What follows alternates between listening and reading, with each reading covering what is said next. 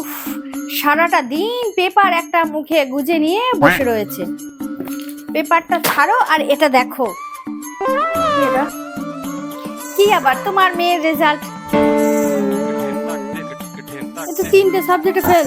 তবে আর বলছি কি তোমাকে, এত করে তোমাকে বলি ওর দ্বারা পড়াশোনা হবে না, ওটাকে বিয়ে দিয়ে দাও, ওটাকে বিয়ে দিয়ে দাও। আমার কথা কে শুনে? না, মেয়ে নিজের পায়ে দাঁড়াবে। ওই তো মেয়ে নিজের পায়ে দাঁড়ানোর ছিরি। আমি আর পারি না তোমার এই মেয়েকে নিয়ে, বুঝে দাও।